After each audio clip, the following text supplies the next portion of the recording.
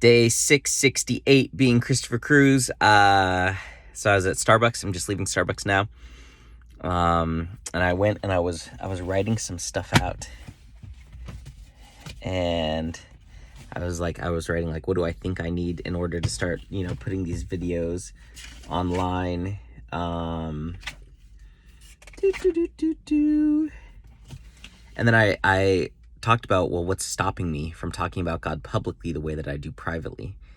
And I wrote down these things like not knowing enough about the Bible, being rejected by people, being criticized and made fun of, not knowing enough about God. And then I was like, well, that's a total lie. I have lived more of a life of faith than most believers have. Like giving away all my stuff, moving to Nepal, downsizing my company, like I have an amazing relationship with God. It's just I thought it was the universe when in reality it's God.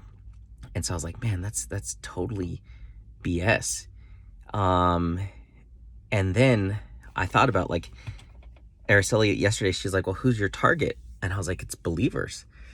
And the thing is, I'm worried to do these videos and put them out there and talk about God because I feel like I'm going to be fighting with all these people who are new age spiritual or whatever. But it's that's not my target. My target is believers. God said my purpose is to lead people back to God. And that back means believers, to me right now. At least that's what it is for right now. So it's my target is believers, not non-believers. Not yet. It's believers. It's to go out there and find these believers and turn them into warriors. And so I remember the rule of thirds that I teach all my clients. A third of people are going to love you for who you are, a third of people are going to hate you for who you are, and a third of people don't care who you are. I'm not trying to do these videos for the non-believers and the people who don't care. I'm posting these videos for the believers to help develop their faith and help them take that journey. And yeah, the whole reason I want to post this stuff is to inspire these believers to become warriors. And so it's just realizing what's stopping me is I think I'm targeting the wrong people. I keep thinking about, oh, what are these people going to say? What are those people going to say? Well, I'm not doing these videos for those people. And so, yeah, that was a big realization. So I just posted my first video. It's as a story on Instagram. So it says day 668. And then it's a little snippet of one of the videos I did this morning. Talking about what would happen if I talked about God publicly the way I do privately. And then I had at the end of it, it was just a short 40 seconds of the video. And at the end, I have a link to the actual video so they can click it and watch it if they want to watch the full story. I was like, dang, that's freaking cool. Now, here's what's crazy. I saw one of the stories of one of the guys that goes to church. He's really cool, and he's a photographer. And I clicked on his stories and I saw his third story, and his third story said vlog 001. And he's starting a vlog, a daily, video blog of his life. And I was like, wow, that is absolute confirmation. He's starting on day 1. I'm on day 668. What are the odds that I would see someone doing a vlog of their life while I'm literally creating the video for mine? To make it public. And I was just like, dang, that is so crazy. So,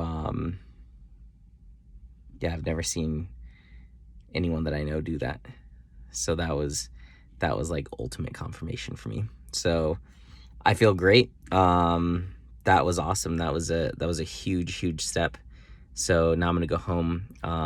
I have a call with Araceli. We're doing the last part of her purpose, which is her core gifts, her gifts that God gave her, and then the vehicles she's meant to use to express those gifts to the world. And when you combine those two things together, that is the work that you're born to do in this world.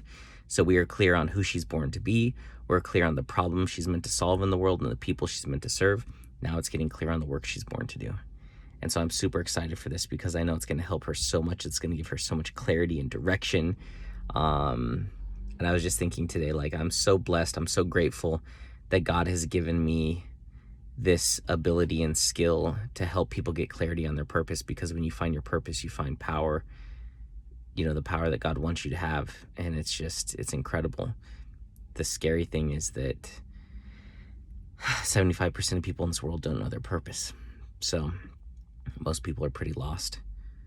But it's so exciting when I can help people find themselves again. It's just like they light up, their soul lights up, and it's amazing. So, and to be able to do that for someone that I love so much and someone who's so important to me is just such a beautiful gift. And it's just crazy just thinking about this. I am living a life full of so much gratitude, and I've done a video on this before, but I used to suck at gratitude. I was horrible at gratitude. I've read books on gratitude. I've tried 30-day challenges on gratitude. I've tried to write out the 10 things I'm grateful for every morning, and it's always been forced gratitude. But ever since I started pursuing God, it's just like gratitude is my natural state. I'm just so grateful. I'm so grateful for everything. I'm so grateful for this life that I'm living. And I think a part of that too is just getting more clarity on my purpose. You become more grateful for everything that's going on because you know it's part of your purpose. But it's like before, I had to force myself to be grateful because I was so ungrateful, and it was so hard for me to like be grateful for anything, even the good stuff. And now gratitude is just my default. And it's such an amazing, cool feeling. And I feel so blessed for that. So God is incredible. We all need God desperately.